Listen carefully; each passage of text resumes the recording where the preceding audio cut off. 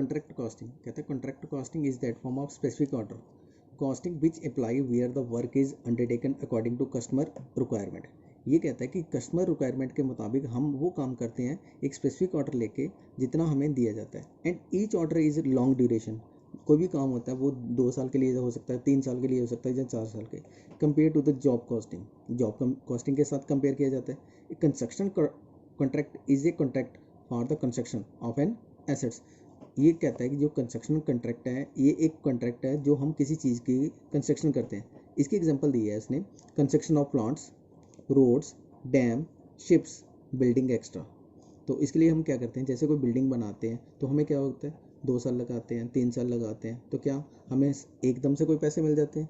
नहीं, हमें क्या करते हैं बाय पार्ट पेमेंट मिलती है। तो हम जितना काम करेंगे हमें उतनी ही पेमेंट करेंगे। लेकिन जो इसके लिए क्या करना पड़ेगा, हमें कॉन्ट्रैक्ट अकाउंट बनाना पड़ेगा। तो कॉन्ट्रैक्ट अकाउंट में सारी लिखा होता है, जैसे to stock of material, opening balance दिया है, material issued from stores, material purchases at site, transfer of material from another contract, wages and other expenses, material another contract में ट्रांसफ़र कर रहे हैं हम, मटेरियल रिटर्न टू स्टोर कर रहे हैं, material loss by material sold bye stock of material at site. तो हम क्या बनाएंगे यहाँ पे कॉन्ट्रैक्ट अकाउंट, क्या बनाएंगे कॉन्ट्रैक्ट अकाउंट। तो इसका ये मैंने फॉर्मेट लिखा, क्या लिखा, stock of material, material issued from store, material purchases at site, transfer of material from another contract, wages and other expenses. और दूसरी साइड लिखा by material transfer to another contract, material return to store, material loss by material sold by material by stock of material at site. Value of plant at site, इसकी calculation करनी है। तो सबसे पहले आ गया cost of plant send to the site, कितने का भेजा हमने, उसमें से क्या क्या किया, रिटर्न कितना किया हमने, बेचा कितना, डिस्ट्रॉय कितना हो गया, और अभी हमारे पास आखिर में कितना पड़ा हुआ है। तो यहाँ पे वैल्यू आ गई, तो लेस डेप्रिसिएशन। तो यहाँ पे क्या लिखा, value of plant at site closing balance. जो मेन चीज़ है जो सीखने वाली है वो क्या है, end of the year, completing contract, profit credit to the profit and loss account, first year, second year and third year. अगर first year less than 25% work होता है, नो प्रॉफिट कैलकुलेट। कहता है कि अगर प्रॉफिट जो कॉन्ट्रैक्ट है वो 25% से कम है तो उसका प्रॉफिट जो है वो कोई कैलकुलेट नहीं करते। लेकिन सेकेंड ईयर में अगर वो 25 या 25 से ज़्यादा होता है लेकिन 50% से कम होगा तो हम क्या करेंगे, 1/3 into notional profit into cash received upon value of work certified. लेकिन थर्ड ईयर में कहता है 50% और more than 50% but less than 90%, तब हम क्या करते हैं 2/3 into notional profit into cash received upon value of work certified. First case में बोला उसने लेस देन 25% होगा, नो प्रॉफिट।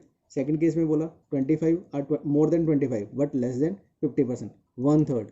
थर्ड केस में बोला 50% और more than 50% but less than 90%, 2/3 into notional profit into cash received upon value of work certified.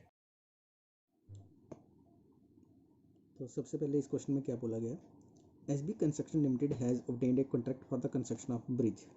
The value of the contract is 12 lakh and the work commenced on 1st October 2017. Following detail are shown in their books for the year ending 30 December 2018. तो सबसे पहले यहाँ पे उसने contract के बारे में बताया कि कॉन्ट्रैक्ट की प्राइस कितनी है 12 लाख, और साथ में उसने मेंशन किया प्लांट परचेज ₹60,000। कहता है प्लांट कितने का खरीदा हमने 60,000। Wages paid 3,40,000। कहता है वेजेस कितने पे की हमने 3,40,000। Material issue to site 3,36,000। Material कितना इशू किया उसने 3,36,000। साइड एक्सपेंसेस बोले उसने 8,000। General overhead 32,000। वेजेस अक्योर, तो आउटस्टैंडिंग वेजेस कितने बोले उसने 2,800। Material at site closing balance दिया उसने 4,000। डायरेक्ट एक्सपेंसेस अक्योर्ड 30, कितने अमाउंट दिए उसने 1,200। Work not yet certified at cost ₹14,000। कहता कि वर्क कितना सर्टिफाइड नहीं है 14,000। Cash received being 80% of the work certified 6 lakh. तो इसने मेंशन क्या किया, cash received being 80% of the work certified ₹6 lakh. तो हमने क्या कर निकालना है इसका, वर्क सर्टिफाइड कितना किया था, तो हम क्या करेंगे 6 lakh into 100/80 that is equal to 7,50,000। तो लाइफ ऑफ प्लांट कितना बोला उसने 5 ईयर एंड स्क्रैप वैल्यू कितनी दी उसने नील। दैट मीन्स क्या हो गया, लाइफ कितनी बोली थी उसने 5 ईयर, स्क्रैप वैल्यू नील। तो डेप्रिसिएशन कैसे निकालेंगे, cost of machine minus scrap value upon life of machine. तो 6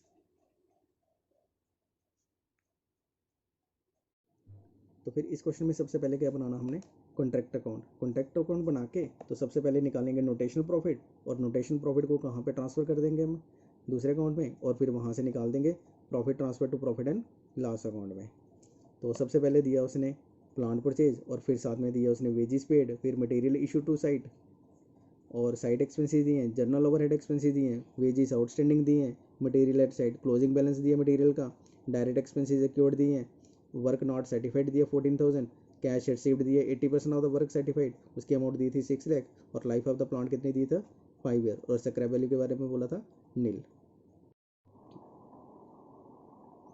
इस क्वेश्चन में सबसे पहले क्या दिया है, मटीरियल एट साइट ₹3,36,000, वेजेस दिए हैं 3,40,000, और आउटस्टैंडिंग वेजेस दिए थे 2,800। इन दोनों को टोटल किया तो यहाँ पे क्या आ गया 3,42,800। तो ये अमाउंट बाहर आ गई। फिर इसके बाद उसने दिया था साइट एक्सपेंसेस दिए थे 8,000, और आउटस्टैंडिंग एक्सपेंसेस दिए थे 1,200। इन दोनों को टोटल किया तो बाहर कितना आ गया 9,200। जर्नल ओवरहेड, इसके बाद जर्नल ओवरहेड दिया था 32,000। फिर उसके बाद उसने दिया था प्लांट, ओपनिंग प्लांट की कॉस्ट दी थी 60,000, और साथ में उसने बोला था कि जो प्लांट की कॉस्ट है वो 60,000 है, और इसकी लाइफ जो है वो 5 ईयर्स है, और जो स्क्रैप वैल्यू है वो बिल्कुल नील, जीरो दी है। तो इस सबसे यहाँ पे आ गया वर्क इन प्रोग्रेस। क्या आ गया यहाँ पे, work in progress. Certified work, तो उसके लिए उसने बोला था कैश रिसीव्ड कितना किया था उसने 6 लाख, और 80% वर्क डन। तो हमने क्या किया 6 लाख इंटू 100/80, तो उसके सर्टिफाइड वर्क कितना हो गया 7,50,000। अनसर्टिफाइड वर्क दिया था वहाँ पे 14,000। आपने क्या किया, इन दोनों को टोटल किया तो यहाँ पे अमाउंट आ गई 7,64,000। मटीरियल एट साइड, ये क्लोजिंग बैलेंस दिया था उसने 4,000। प्लांट एट साइड जो क्लोजिंग बैलेंस था 60,000 minus 12,000 that is equal to 40,000, 48,000। तो ये 12,000 कहाँ से आया, 60,000 अपॉन 5, स्क्रैप वैल्यू जीरो थी, तो यहाँ पे आ गया 60,000 upon 5 divided by 5 that is equal to 12,000। तो ये 12,000 ये वाला आया, तो यहाँ पे आ गया 48,000। अब आपने क्या किया, इन तीनों का टोटल किया तो अमाउंट आ गई 8,16,000। तो आपने क्या किया, यही टोटल यहाँ पे लिखा, और इसमें से ये सारा टोटल माइनस किया, तो यहाँ पे क्या आ गया नोटेशनल प्रॉफिट 36,000। कितनी अमाउंट आ गई 36,000। अब जो नोटेशनल प्रॉफिट था ये यहाँ पे कैरी डाउन, और यहाँ पे ब्रॉट डाउन 36,000। यहाँ पे लिखा आपने to profit and loss account 36,000 into 2/3 into 80/100। 80/100 क्योंकि वर्क कितना कंप्लीट हुआ था 80%, तो यहाँ पे आ गया 19,200। अमाउंट कितनी आ गई 19,200।